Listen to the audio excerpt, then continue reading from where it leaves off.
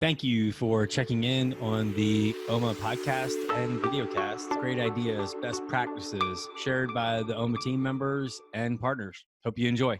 Hey guys, we're here with part 2 for our conversation with John Burton, who was gracious enough to join us again. John is actually a senior director with Pacific Project Management. His background involves decades of project management, move management with a lot of the big boys. And I'm really glad John came back in. And of course, I've got the great Kevin McCreary's on here too today. So great to see you, Kevin and John. John, you want to go ahead and say hello to everybody? Morning, everyone.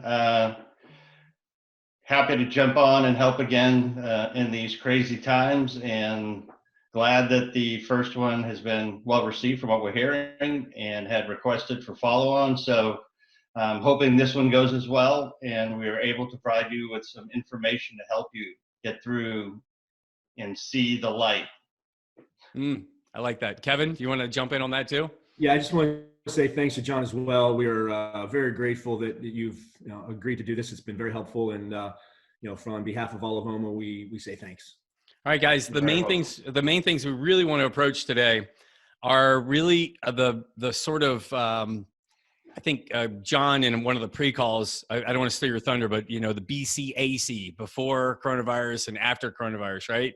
So we're going to talk about the impact of what's going on with our installs and sort of how to approach some of these modifications to our clients. So before we go any further, John, why don't you talk to us, if you could, about what's happening and what you're seeing right now on how clients are expecting a sort of a change in the move itself. How are COVID and distancing? I mean, we know a lot about social distancing, but what are we talking about when it comes to the move management and the installation and what's happening here, John? Go ahead. Well, yeah, interesting. Yeah, that term we talked about, BC 2020 and AC 2020, right? Before and after COVID. People are starting to get back. Things are starting to ramp up a bit. And I think New York, as we talked about last time, will be a little behind the curve. But companies are starting to bring people back in, and hence things have to happen. The undensification we talked about last time, people have to move things out, remove chairs from conference rooms, whatever you want to call it. But, a lot of the calls I've been on talk about what the moving companies are doing with their staff and with their trucks and with their crews at their location before they get dispatched. Now the conversation is switching to what happens when you get to the building. Well, what are the customers expecting? Talk to me there before. So we touched on that a little bit on the last call. So what are effective companies doing communicating about their specific teams? Do you know what I mean? Like whether it be hand washing or PPE or, right. What are successful movers doing to communicate that with PMs and end users? So what most of the PMs and end users are doing is asking for the plan that the movers have. Tell us your approach. And they're consolidating them and matching it with their plan to make sure they're in alignment. Okay. So the hand washing thing is very big, and what's been somewhat surprising to me is the glove effect, or people wearing gloves, which everybody was on board with a week ago, 2 weeks ago. Now clients are saying they've been doing a lot of research. The medical community, for example, wears a glove to see a patient. They come out, they take them off. And the science shows that if you wear gloves and you keep them on all through, say, through an entire move, you're moving germs from one area to another area to another area. So it comes back to hand washing, and how do you get the guys to wash their hands every 30 minutes and wash them correctly? Mm-hmm. And so there are some folks we've seen with portable sink setups, and a lot of those are going to be on construction sites and things because they're fairly expensive. But we have to figure out a way to get our staff and our teams to be able to wash their hands properly on a regular basis. And the other thing we talked about briefly was the social distancing. How does that work, and what are our customers expecting? Mm-hmm. Well, John, let me go back in. I'm going to get you there on the hand washing, because I think a lot of the people that might be listening right now, there's that fine line in between perceived safety and safety systems implemented. Because if I see an installer, I've got a mover who's on site and he's got gloves on, I immediately think that they're taking action, right? How do we balance the perception of safety versus actually hand washing is probably the better solution? Like, what do we do as business owners to communicate that with our customers? I'm going back to what I just said about presenting the plan. We've talked about being proactive. I think if you go in and address that perception right up front and say, our crew will not be wearing gloves, and these are the reasons why, and cite things that are readily available, you get rid of that perception, you keep your crews and your customers safer. Because gloves, I mean, you have gloves to protect your fingers, work gloves for certain things, but, surgical gloves were not meant for what people think they were meant for. Okay. So, again, perceptions, address it up front, and explain to your clients why it doesn't make sense for the movers to wear gloves during what they're doing. Okay. I like that. Hey, Kevin, what are you hearing from the OMA partners on what they're doing, specifically when it comes to the hand washing or PPE for the guys? I'll get to that in a second, but something that John said that I want to go back to, and that is, the proactive approach to communicating what's going on. We ultimately want to be the safest we can be. One of the things that some of our members are working on, and I'm collecting what they're doing so that I can share it with the membership, and that is a formal, documented, written protocols. Here's how we handle things.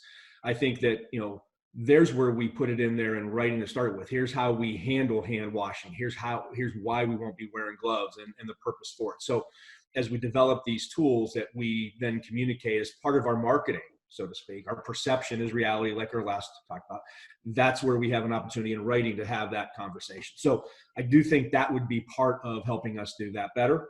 What I'm hearing is similar to what John's saying in some ways, where I've had conversations with a number of our members. The hand washing, I know there is 2 members in specific that have taken that approach before this conversation, where they have their folks not wearing gloves and washing their hands every 30 to 45 minutes for the same reasons we just talked about. So I think, that's something that we should be looking more into, and the medical side of it, the safety, the cleanliness side of that. And if it's the right thing to do, then maybe we ought to be doing that versus just the perception of gloves. The other thing is that there is a slowdown of the moves because of some of these new policies or ways. Talking with one of our large members in Denver, and they were talking about how they're seeing that the just even the equipment is slowing them down. I mean, you have a mask on your face, it just makes it a little bit different, and people are a little bit more more aware of it, and just it kind of slows them. The other thing is there's some of them wearing the plastic masks, and those are fogging up. So there's a lot of things that are just happening of getting used to this equipment as well. So there's a slowdown. Vehicles, getting to the job sites now is different than it used to be, because you can't throw a bunch of folks into a truck and say, go. They've got to get there with some of these social distancing thoughts and requirements. So hey, Kevin, there is a lot of this going on. Kevin, can I ask you, and John, jump in here too if you want, when it comes to hand washing, right? So we get into a logistic thing. So we have a crew on site, and there might be anywhere from 2 guys to 20 guys on a site.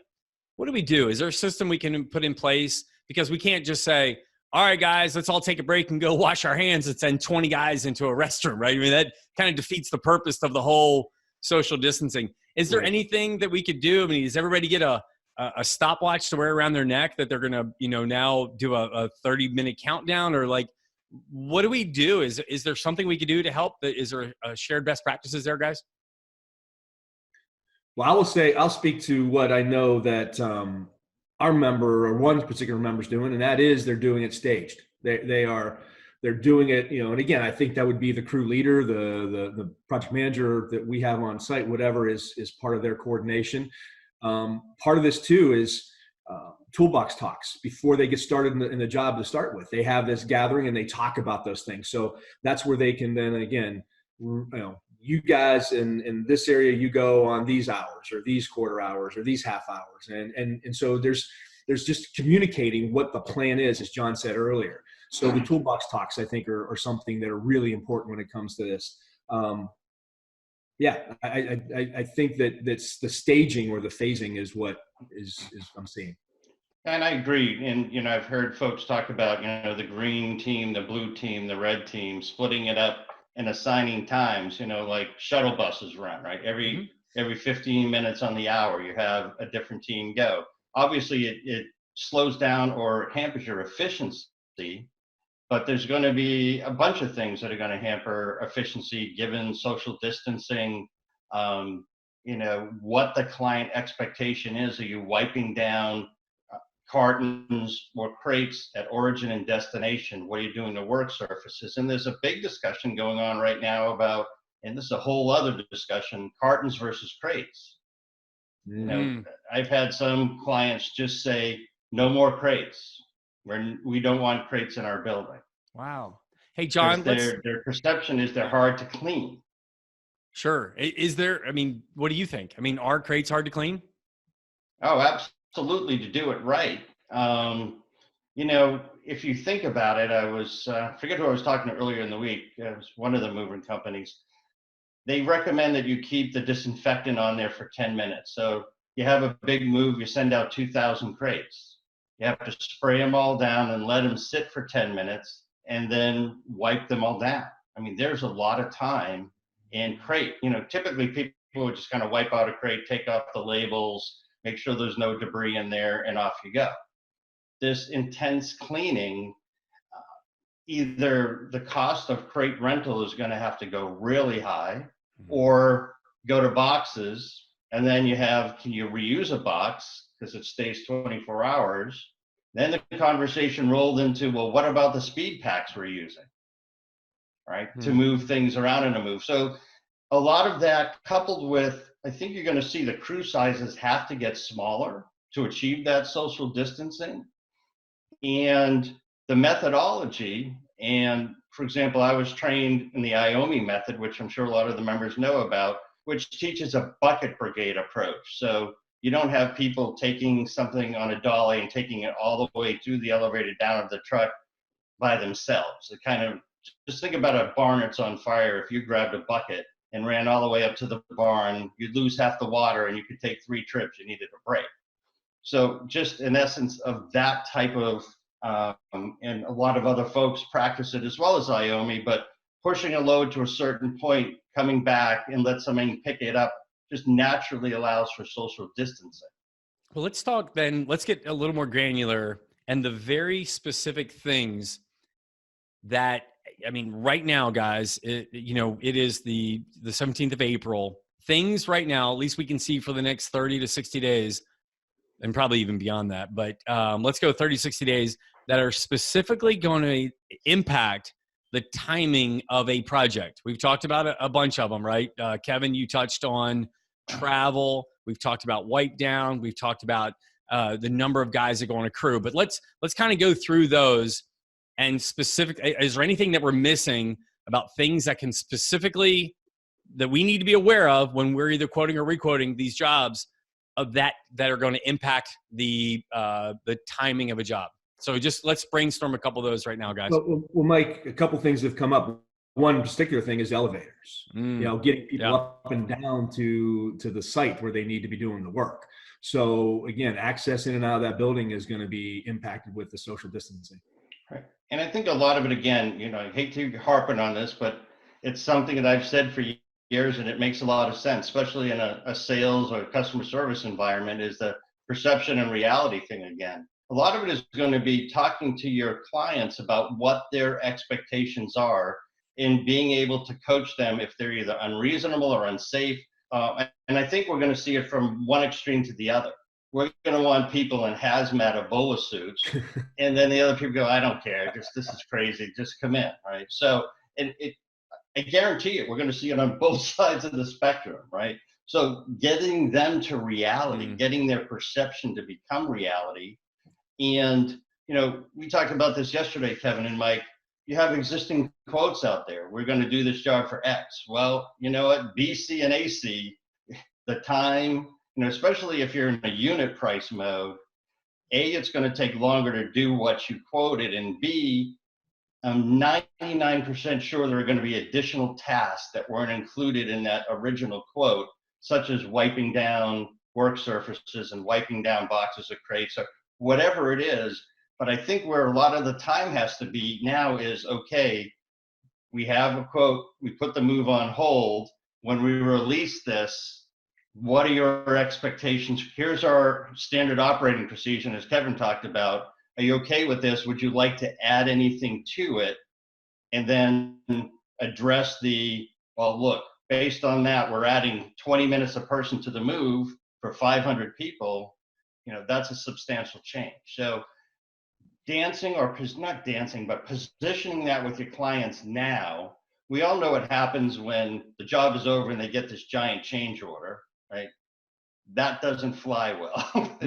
How often do they really not argue with it? So address it now.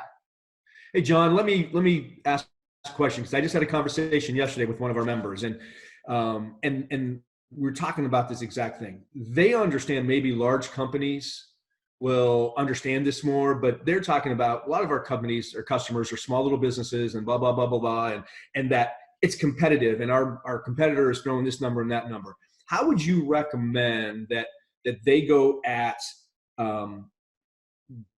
bidding or comparing an apple to apple against their competitor, and yet being the proactive, social, responsible, you need to do these things with a client? So I think what I would do if I were there, you see quotes in a lot of different ways, right, in this industry. You got a bottom line, it's going to cost you $10,000. We'll start on Friday, finish on Monday, 10,000, right? Mm-hmm. And then you get the more detailed, this crew, Friday night, we're going to have 10 guys, 2 trucks, boom. But I think you're going to have to break it down into, here are the tasks that we are going to do. And, highlight the ones that are AC, right, after COVID, here's what we bid typically, and here's what the additional tasks to keep you and your staff and our staff safe. And if a client, and this is a hard thing to do, especially as a salesperson, but if a client is unreasonable and he's asking to put your crews in danger or their folks in danger, as hard as it is, they're not a customer you want. Amen.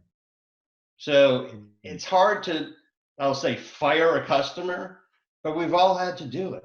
And now if they're that unreasonable, and I think you're going to see 5 or 10% of customers doing that, but you cannot turn on a news channel without this just completely being the whole broadcast, right? Yeah. So it's not like it's a little outbreak somewhere. So Kevin, while I see what you're saying, I think, again, it's being proactive and say, here's our bid, and here's the things we're doing above a normal move, right, to protect you and our staff.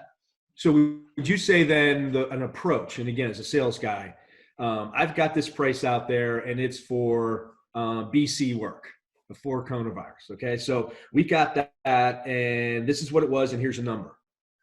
But Mr. or Mrs. Customer, things have changed.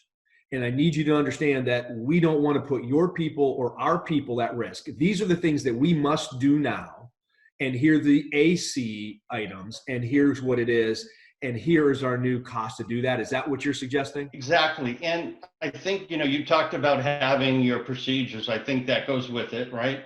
But you may want to say, look, it depends on the magnitude, and it's just an idea for, again, perceptions. If you reduce the margin on the add-on things, right? So if your typical margin was 20%, just using a number, you don't have to tell them what it was. We're going to say, we're going to do this at a reduced rate. Right. So you give them $1 an hour or whatever it is, just to show them, that you understand they didn't budget for this. On the go forward ones, you can include it, but if there's some perceived, people feel, okay, I know it's more, but they're cutting me a deal. In their mind, they're going to say, yeah, okay, I get it. And at least they're being fair, right? Because they've probably lost money. Their customers aren't paying them. They haven't been able to perform whatever they do, most likely. So it's everybody shares in the pain a bit. And I think it would make that pill a lot easier to swallow. It just something comes to mind we had in our last conversation, our last podcast, and you shared with the group is, you guys you got to start talking about the why, not the what. I think that this may be one of those topics that here's why we're doing it. It's, obviously we've got, here's what we're doing, but here's why. And it's all about keeping your people safe, our people safe. It's what you would want us to do to be responsible. Right. So that is part of the why. Is that true? Do you see it the same way? So, to me, the two biggest things in sales are why and with them, right? What's in it for me? Why we're doing it and what's in it for you. And really the client, they like to hear the why, but they really want to hear the with them. All right, guys. So let me sum this up real quick. So let's talk specifically about, bids that we've had out there that are being impacted by the new standards. So we've got a baseline bid. The first step we're going to do, we are going to implement the strategies that protect our crews. One, we have our new company standards. These are our SOPs for how we're going to protect our team. This is what we're going to do for hand washing. This is what we're going to do for wipe down, everything like that. The next step, and I think this is what's brilliant out of this call that I didn't even think we'd do. The next step is for everybody that's listening is to truly understand our clients' expectations. They might actually hear our SOPs and be like, oh, that's brilliant. I didn't even think about that. Thank you for looking out for your crew because you're looking out for my people too. Hey, oh, by the way, we really want you to do this, this, and this also. Okay, so are we all kind of all on the same page? One, yeah, you got your baseline quote. But two, these are what we're going to explain to our client for our new SOP. And then the next one is understand what their expectations are. And then we can sort of rework a quote once we know what the whole team expectations are. Does that make sense, guys? Absolutely. And I think, Kevin touched on this briefly, but let's think about crew transport too. People, it's always a tough point drive time, right? Everybody gets, do you charge it point to point anyway. So, but now you're going to have a significant difference. Instead of having a crew van with 12 guys in it, you're going to have 12 people show up in their personal vehicles that you're going to have to reimburse, and that the crew getting there all on time and being able to start becomes a little more challenging because you can't control it all. So there's just another factor as you're looking into this that you need to think about is getting your crew to site is going to be a lot different AC than BC, giving us that term again. Well, that's important. That's getting into company standards. I mean, that's where someone needs to say, hey, look, these are the things that we're impacting. These are the I hate to say like blind costs, but these are the things that you don't even see that we're doing to help protect our crew and your team. And I know that in this time when that is communicated that way, guys, people respect that. I mean, right. John, seriously, if I come to you as a contractor and I go, hey, John, let me just let you know, we're doing this with our crew and this and this and this. And yeah, I'd like to review this with you. Can we set a time to review these together? Right. And that's what we're doing, with our clients now and the providers is our clients have expectations. We're looking at what the providers are providing, right, and making sure they're in alignment. And then how do you enforce it and what impact does it have? Typically, if you could move 500 people in a weekend, maybe it drops to 350 or, depending on logistics. But the other point that came to mind, and I don't want to go too far down this, but take a look at your unit pricing. Your contracts that are X dollars per move was based on a particular scope. Well, your scope has just changed. Again, everything we've been talking about, that's something else on go forward basis. Your unit price agreements most likely will have to change. Mm-hmm. John and Kevin, this is a question for both you guys. Can we get even more granular? Are you hearing anything already from client requests that would be above and beyond, this sort of after COVID situation? Are we hearing anything specific where clients are saying, hey, we want you to do this, A, B, or C? Absolutely.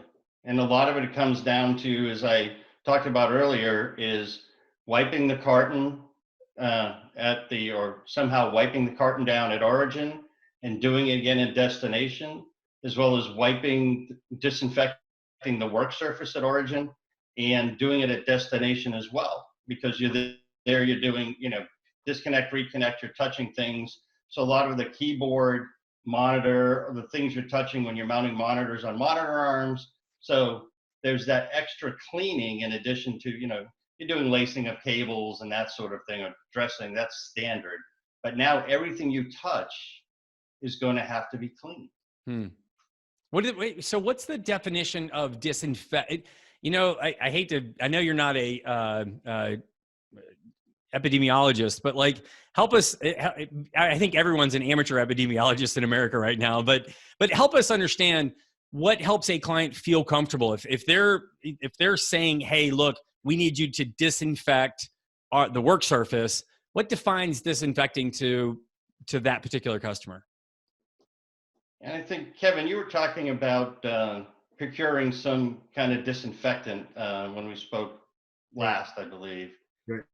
Can you talk about that a bit, what you guys were looking at? Yeah, what we're trying to do, and again, it's it's a moving target. Things change as days go, but and there's, because of our organization, one of the powers and benefits of it is that we are a group and we're sharing, and we're finding where there are opportunities for us to procure some of these safety pieces of equipment. And what we're trying to do is facilitate this for our group. And I know that yesterday there was a number of activities going on that we may have secured some items for our members. That information will be coming out more clearly from Doug Hollingshead, because he's kind of spearheading that. But we're all funneling information, myself and our members, to Doug and Julie to be able to put together to make some moves. So yeah, we understand that, again, going back to perception's reality, that we need to play a part if we can. So we're trying on our end to do that. That's great, guys. And maybe again, when you think, as I'm thinking through this, just as we're talking, which is what I really enjoy about these calls, is it just gets the mind going a bit. Something like disconnect, reconnect, and when you're really touching things that people touch, their keyboard, their monitors, things like that, maybe that's where the guys glove up and they put on a set of gloves for every setup they do. So they do a setup, take off the gloves, and then it gets into a whole training thing about how do you properly take off the gloves. I don't want to go through that, but there is a way of peeling it off, putting in the palm of the other glove, and doing it properly. So that may be something to think about. It just kind of came as we were talking, that's really, you really have hands on people's belongings much more in a deinstall, reinstall environment than in a standard box. I love it, guys. And Mike, one of the things too, and I think you and I have talked about this, is what I'm trying to do. I'm reaching out to a commercial cleaner and trying to see what they're being told, what they're trying to do, what's being asked of them. And hopefully we can get that forum set up where they can share with us as well. But I do think that we need to get as much information as we can on this. And again, John is a wealth of knowledge for us. But if we can find some other ways when it comes to some of the sanitation issues that are those professionals as well, that's what we're trying to do too. Well, I love it. I love it. I'm gonna sum this up a little bit, just for everybody that's listening here. One of the keys that you could take away from this on this day from guys, obviously make a clear plan of what systems you've put in place to address sort of the virus spread, and how your company is putting safety precautions in place to protect your team and your customer, right? Make a clear communication. But here's where the marketing magic can come in, is you lay that out, but then ask the question back to your customer and say, I would love to discuss any additional things you would like for our team to implement. Guys, that's the power of OMA. And thank you to John for being on this call today. Lay out clearly what your team is doing for protection, but then start the conversation. Start that conversation that says, man, we think we're doing what's best for our team and yours, but if there's anything else you would like to talk about, we would like to bring that value to you. I'm telling you, that's going to be the magic of what you can do in the middle of April of 2020. You know, again, things come to mind as we're talking, and that's a great summation, Mike. Instead of going out as I am, you know, ABC mover and here's what we're doing, if you can say, look, I belong to OMA, because your customers may not know that. It's a group of, I'm not sure how many there are, 28, 26, Kevin, I don't know what it is. Yeah, we've got close to 40 domestic members now. Okay, so 40 members have taken all the best practices they're doing all over the country or all over the world, because I know you're international as well, and present it that way, that it's not just me, ABC mover, but we have input from leading people, industry leaders across 40 different companies, and we've consolidated and taken the best of the best, and here's what it is. It gives more, I want to say more credibility, not that ABC mover wouldn't have credibility, but again, people are looking for that assurance, like, okay, it's not just Mike's opinion or John's opinion or Kevin's opinion. There's 37 other people that have weighed in on this subject. Good point. Very good point. That's brilliant. All right, John, we want to have you back. So I'm sorry, this is only part 2 of Infinity of John Burton. And you guys just know, and John, again, I think you've been extremely, extremely generous with your time with us.